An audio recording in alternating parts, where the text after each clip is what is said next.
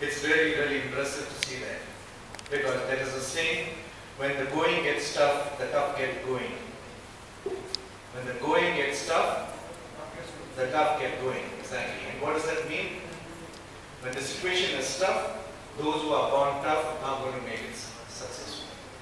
Right? So that's really important. I really would like each of you going out from this place to be winners, to be fighters, to be ones who are going to make a difference to your lives and difference to your families.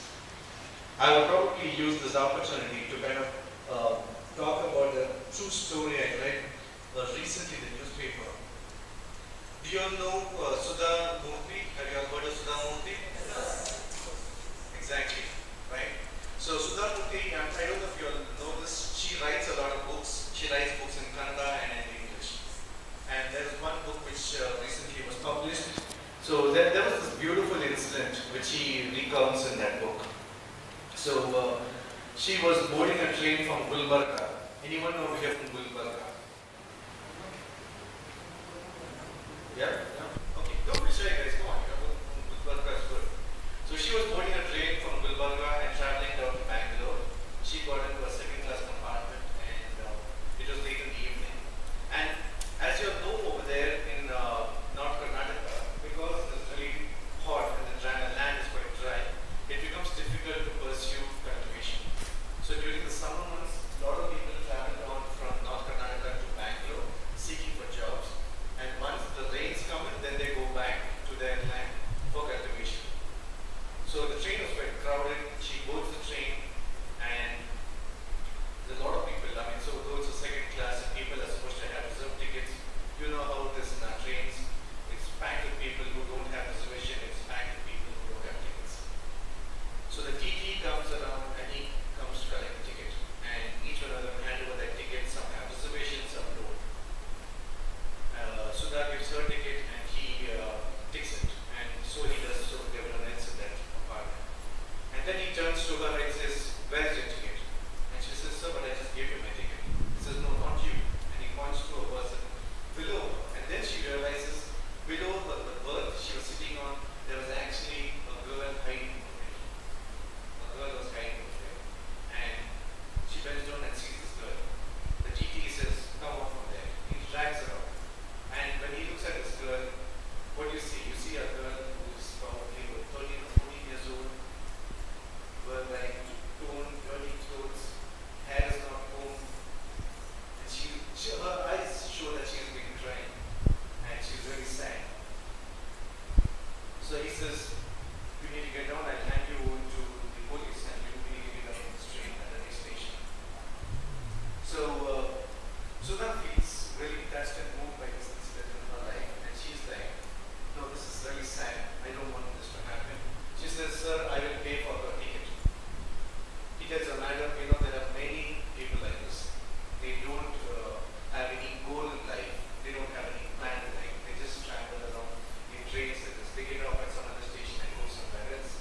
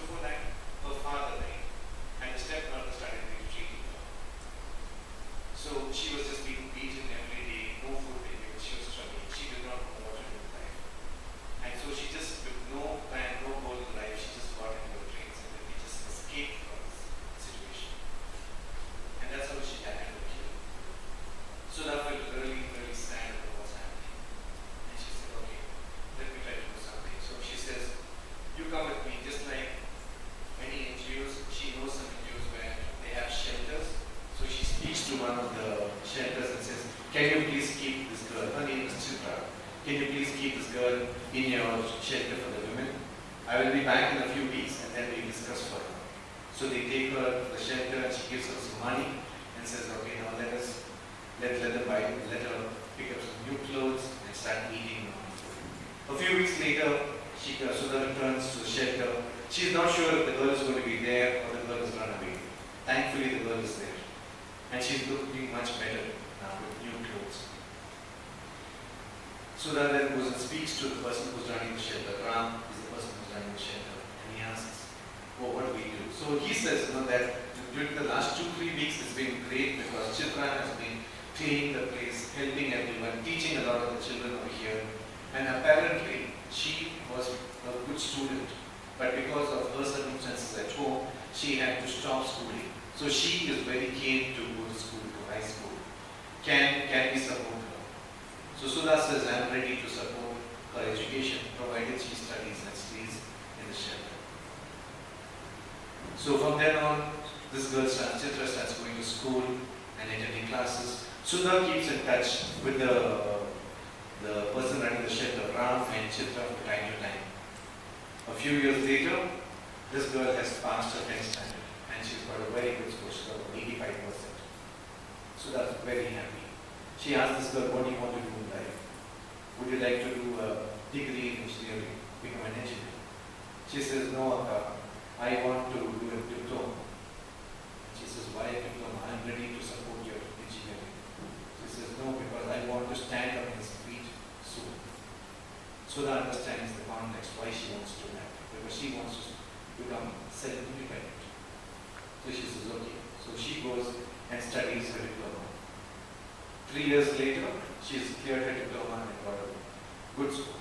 Sudha is so happy with her. Now with this score, she goes and lands a job in a company in Bangalore as an associate testing engineer. Sudha is very excited about this. Her first salary, she buys a sari and a box of sweets and goes and hands it over to Sudha. And she spends the rest of the money buying a lot of sweets and items for the inmates of the shelter. They're all very attached to this. Now the person running the shelter, Ram, comes and tells Sudha, now we can't keep her here because this is only meant for students, not for working. But Sudha says, please keep her, I will encourage her to pay her rent. Let her stay here. So she continues to work in the company. She stays on the same company. And she does a very good job. They recognize her for her work. And guess what? One day they decide to send her to the United States of America. She sends an email to Sudha and says, Akka, I've got an opportunity to go to the United States of America. I would like to come and meet you and get your blessings. But Sudha says, I'm sorry, I'm not in Bangalore right now, but my blessings are with you. Go on and do well in the new opportunity, but do your country proud. And then from time to time, there would be an occasional email communication between Chitra and Sudha. One day, Sudha Murthy has been invited to attend the Kannada Kuta. Do you know what is the Kannada Kuta? Yeah. So Kannada Kuta is the kind of a sangha which they have in the United States, where people who speak Kannada get together and they have an opportunity to kind of interact, network, and share experiences. So they invite Sudha Madam for the Kannada Kuta to speak at it. So she finds out which hotel they are going to be having the Kannada Kuta, and she goes and logs in and checks into that hotel. She goes and speaks at the seminar. After the seminar, she says, okay, now it's time to fly back to India. She checks out of the hotel, goes to the reception and says, I want to settle my bill. The person at the reception says, I'm sorry madam, you don't have to do it because another lady has paid your bill and she's standing over there. And so that turns to this girl and sees, there's this young girl standing with a nice white sari with a white guy standing next to her, giving a big smile. And Sudha, seeing the smile, recognizes this girl. This girl comes running up to Sudha Murthy and touches her feet and says, Akka, I wanted to let you know that I have made it really well in life. I'm doing very well in life. And my company has decided to keep me here in the United States of America, and I'm going to make my career from here on. She was so touched by this gesture. She said, but why did you pay my bill? Why did you have to do that? This means a lot to you. It's a lot of money. made a difference to my life.